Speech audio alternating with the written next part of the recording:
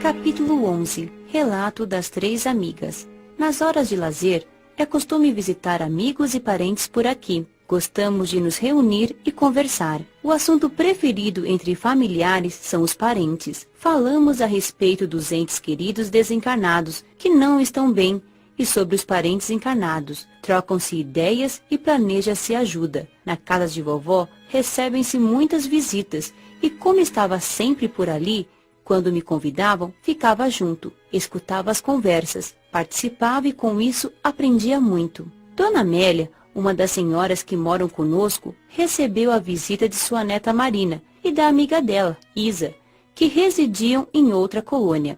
Conversamos animadas, como quase sempre acontece. A conversa foi sobre a desencarnação. Dona Amélia foi a primeira a falar da sua. A morte do meu corpo foi muito dolorida. O câncer foi destruindo o meu corpo. Revoltei-me com tudo e todos. Tornei-me uma doente amarga. Muito debilitado, meu corpo morreu. Nada vi ou senti, só percebi tempos depois.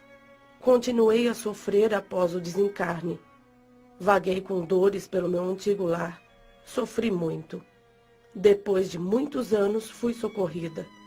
Entendi que foi merecido tudo o que passei. Tendo saúde quando encarnada, não dei valor. Tomava sempre bebidas alcoólicas, fumava, envenenei meu corpo sem egoísmo, inveja e ciúme. Se não fiz mal a ninguém, fiz pouco bem. E o que fiz foram as poucas esmolas, resto do meu supérfluo que distribuí. Nunca pensei em ajudar realmente alguém. Vivi encarnada, cultivando a matéria, como uma tola, imprudente, ignorando a parte verdadeira e espiritual.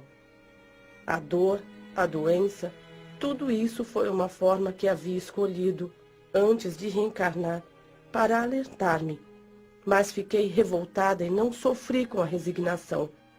Quem não sofre com aceitação, pouco lhe adianta. Depois, em vez de reconhecer meus erros, revoltei-me, achando injusto por não ter feito, em meu ponto de vista, nada de ruim, pois não matara, não roubara, não traíra e etc. Esqueci-me de que pude fazer o bem e não fiz, nem aprender quis. Para que saber? Dizia sempre. Depois de morta, aprendo. E isso se houver continuação da vida. Teve. Continuei a existir depois do meu corpo ter morrido. E permaneci sofrendo pelos mesmos motivos, até que, cansada, comecei a ver realmente meus vícios. Mais humilde, clamei, pedi ajuda. Amigos e parentes levaram-me para o hospital de um posto de socorro, onde sarei e vim para a colônia. Agora, tendo a oportunidade, sou agradecida. Tento educar-me no trabalho útil e no estudo da boa moral. Falou Marina. Eu desencarnei jovem, aos 21 anos, e como vovó, ignorava completamente a continuação da vida. Não tinha ideia do que acontecia com quem morria, se tudo acabava ou se havia inferno e céu. Teorias que não entendia nem queria entender. Não seguia religião nenhuma, mas dizia ter uma só por rótulo. Para mim, a morte do corpo era para os outros. Desencarnei por um acidente de carro. Quando os socorristas, trabalhadores do bem tentaram ajudar-me, repeli-os. Para mim, eram loucos, dizendo tolices, inclusive que meu corpo morrera. Foi um período difícil. Na minha casa foi um caos. Meus pais intensificaram as brigas e acabaram por se separar. Um acusava o outro pelo meu desencarne. Sofri muito.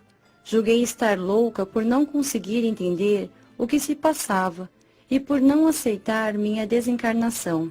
Com meu lar desfeito, vaguei pelas ruas com muito medo. Cansada de sofrer, resolvi apelar para Deus. Entrei num templo e orei.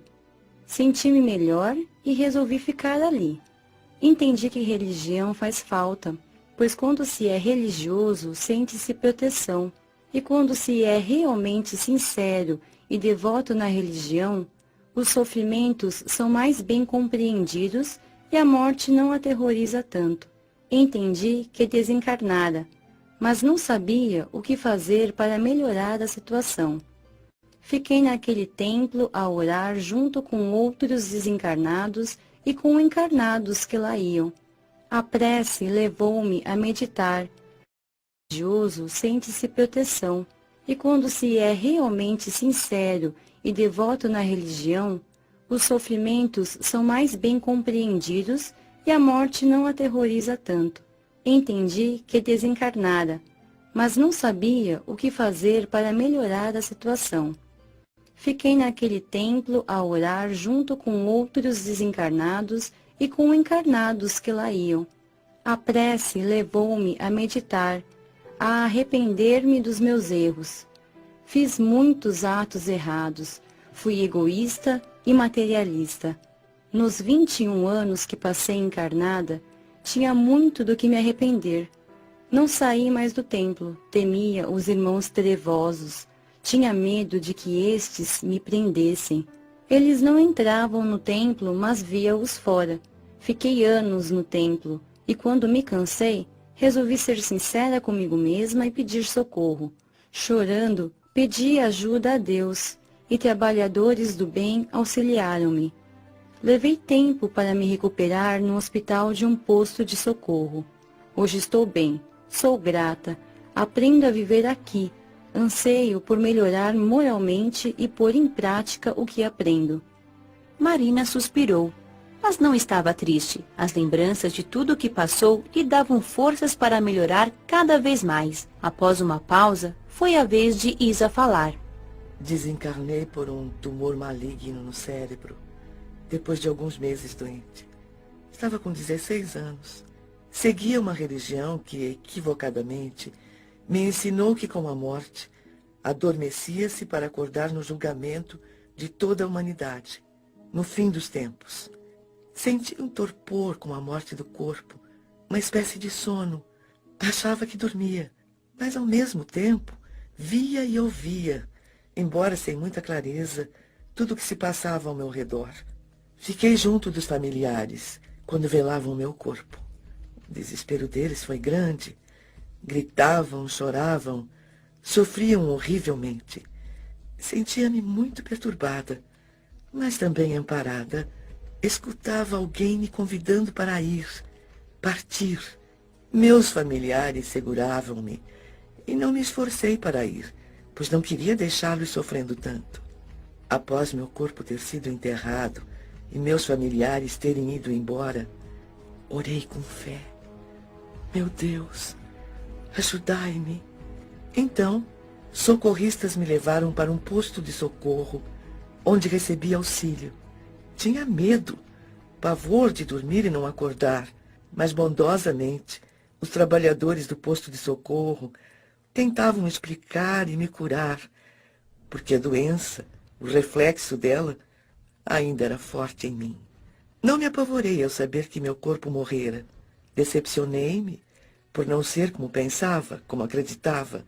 Entendi as explicações que gentilmente os benfeitores me transmitiam e, raciocinando, achei-as justas e lógicas. Não temi mais e passei a dormir com tranquilidade. Mas os lamentos e o desespero dos meus enlouqueciam-me. Julgavam-me tão coitada por ter morrido que comecei a ter dó de mim. E como a autopiedade não leva a nada, só maltrata, desesperei-me. Eles começavam a chorar. Eu também me desesperava e chorava. Quando me chamavam, queria ir para perto deles. E acabei indo. Que agonia! Choravam, lamentavam. Era como se eu tivesse acabado. Sem entender, pois novamente fiquei confusa, sofri muito. Diziam que eu estava dormindo e que nada via ou sentia, e eu gritava que não. E novamente me apavorei, temendo adormecer.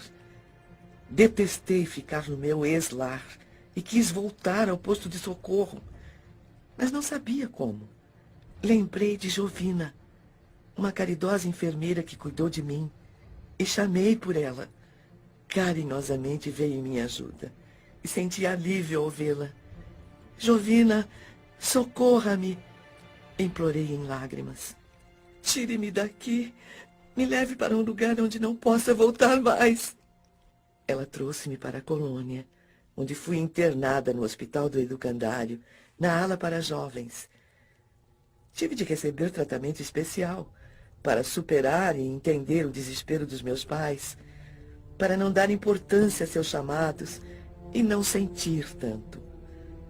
Os orientadores do educandário, para que pudesse me recuperar mais rápido, tentavam ajudar meus pais.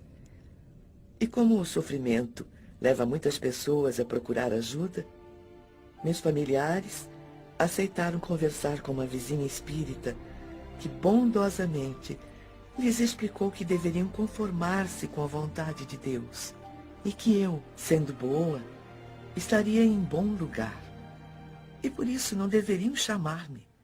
Foram ótimos conselhos que entenderam de modo confuso, mas, para meu alívio, melhoraram.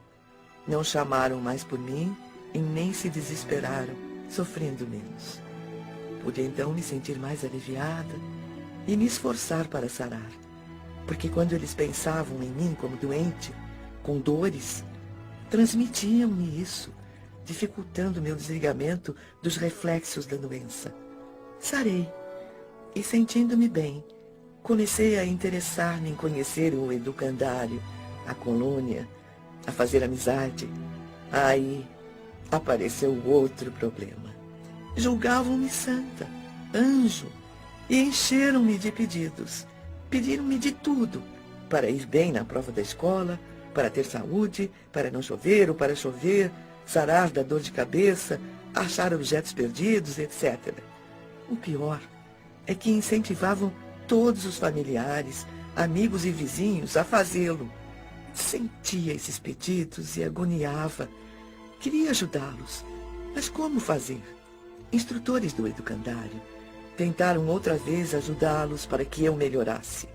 Novamente a vizinha espírita foi a porta-voz, conversando com eles, orientando-os para que não pedissem nada a mim, mas que o fizessem a Deus, a Jesus, aos anjos, que eu, sendo boa, deveria estar em bom lugar, mas que talvez não me fosse possível ajudá-los e que não me sentiria bem por isso. Ficaram sentidos com a bondosa vizinha. Generosos instrutores do educandário tentaram novamente os esclarecer, desligando-os do corpo enquanto dormiam e conversando com eles. Foram aos poucos mudando, mas ainda hoje recebo pedidos. Amo meus familiares, desejo-lhes bem, oro por eles, mas não gosto nem de ir visitá-los, pois sofri muito com a falta de compreensão deles. A morte é tão natural, eu não sei por que fazer dela uma tragédia.